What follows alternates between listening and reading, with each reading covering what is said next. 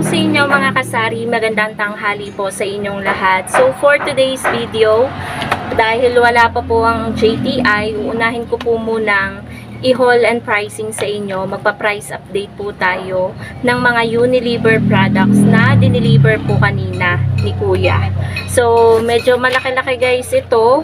Worth 892.30 yung aking pinagbayaran dito, at mostly powder and fabric conditioner na syrup yung aking order. So i-share ko sa inyo mga kasari yung puhunan, bentahan at tubo ko po dito sa mga items na ipapakita ko po sa inyo.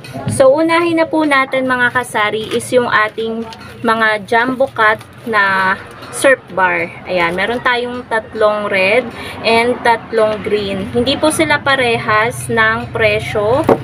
So, eto, share ko na sa inyo guys. Yung ating bar na sabon, yung pula ang mas mahal.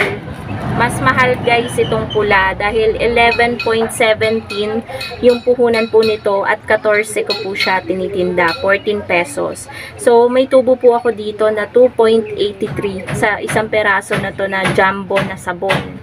Dito naman po, ito po ay 13 pesos ang aking bentahan at ang puhunan na po nito ay 10.55. Medyo mas mura siya kaysa dun sa pula, at ganun din po sa mga long bar.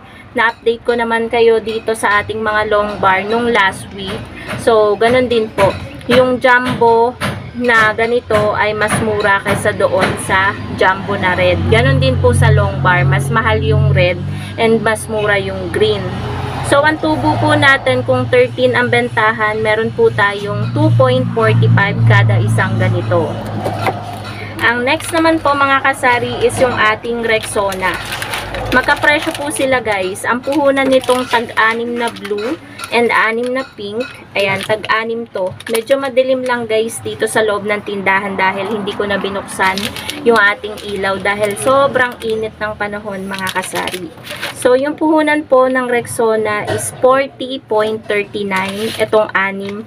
So, bali pumatak po siya ng 6.73 kada isang sachet. So, ang bentahan po natin ito mga kasari is 10 pesos. Bali, ang tubo naman po natin ay 3.27. Alam ko guys, medyo malalakihan kayo sa tubo ko dito, pero nasanay na kasi yung mga customer ko na ang bentahan ko po nito ay 10 pesos each. So, hindi na po natin yan babaguhin. Kahit pa man po magtaas siya at pumatak man po siya ng 8 point something, 10 pesos pa din po yung ating bentahan yan. Kahit umabot pa po sa puhunan na ganon kada isang sachet. So, ang next naman po is yung ating fabric conditioner. Ayan. Mga fabric conditioner natin. Meron pa tayo dito, pero unahin natin tong charcoal. 5.40 po ang puhunan kada isang fabric conditioner. 7 pesos ang bentahan. Meron pong 1.6. So, meron po akong kinuhang 6 na sachet nitong charcoal, which is yung black. Ayan, black. Meron din po tayong 6 na peraso ng kulay puti. Magkakaparehas lang sila guys ng presyo. 6 na pula. Mga pandagdag lang to guys, kaya medyo konti. And 1 dosena na pink. Ito po siya. 1 dosenang pink. Same po sila na 5.40 yung puhunan kada isang sachet. So, meron tayong 1.6 kada isang sachet na tubo. Alam ko mga kasari, medyo namumurahan kayo sa bentahan ko. Pero yan kasi yung technique ko para mabilis maubos to. At ano naman siya, effective naman mga kasari yung dahil sobrang mabenta ng mga fabric conditioner dito. Pati na rin guys yung mga powder na syrup. So, ang sumunod naman po, nag-order din po ako ng tatluhan nitong kulay pink. Bali, 6 na tatluhan. Ito po siya mga kasari. Ayan. Ang bantahan ko po nito, ayan, nagaano lang guys yung trapal. Kasi yung isang trapal nakababa pa kasi dito. Nag-uumpisa pa lang guys na mawala yung dito sa na itaas na natin yung trapal kasi medyo lilom na. So ito, 16 pesos guys yung bentahan ko kada isang 3-feed pack. Kada isang tatluhan nitong fabric conditioner na syrup. So, yung puhunan po nito ay pumapatak na 12.59. So, may tubo po tayo dito mga kasari na 3.41 kada isang tripid pack nito. So, 6 lang po yung aking kinuha dahil hindi naman po ito masyadong mabenta kapag may naghanap lang. Next naman po mga kasari, yung ating cream silk. Isang dosena ng cream silk na green. Naging mabenta to nitong mga nakaraan kaya nag-order ako ng isang dosena. Yung cream silk naman po natin mga kasari ay 6.17 na po ang puhunan kada isang sachet. 6.17, 8 lang po yung bentahan natin kaya meron lang po tayong tubo na 1.83 kada isang ganito. Okay na yun, 'di ba mga kasari? As long as may tubo pa tayo na piso kada isang item ay okay pa po yun. So next naman po is yung Sunsilk po natin na shampoo na color pink masasabi ko. So ayan, 1 dozen din po ito. Bali ang puhunan naman po ng ating Sunsilk ay 5.81 kada isang sachet po yan. 7 ang bentahan natin. So may tubo po tayo na 1.19.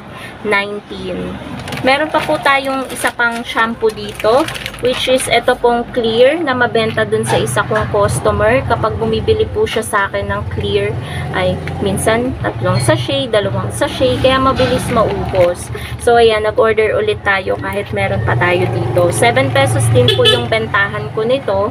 Ang puhunan naman po niya, mas mura ng konti sa Sunsilk, 5.45 kada isang sachet. So, meron po tayong tubo na 1.55 kada isang sachet nitong clear na pink na shampoo.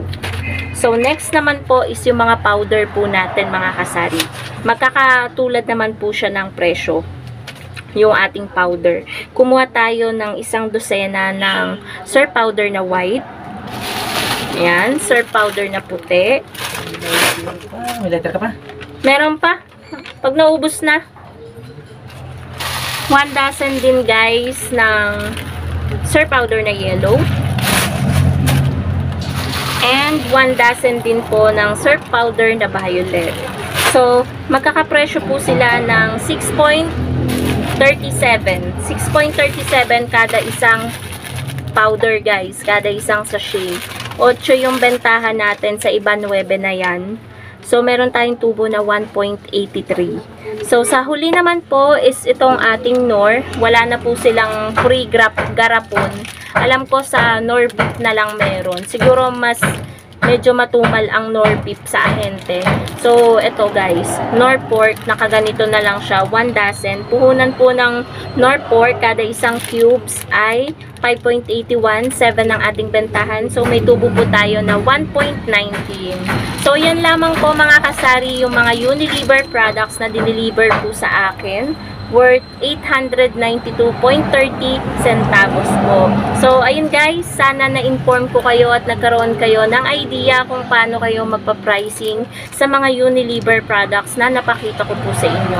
Ito po ay guide lang mga kasari sa inyo kung gusto nyo ding gayahin yung pagpa-pricing ko. Hindi ko kayo pinipilit na gayahin yung aking pagpapresyo, lalo na kung iba naman ang puhunan or bili nyo sa mga item na pinakita ko sa inyo ngayon. So, depende po yung pagpapresyo natin sa puhunan ng item. So, yun lamang po mga kasari. Thank you so much for watching and happy selling po sa inyong lahat.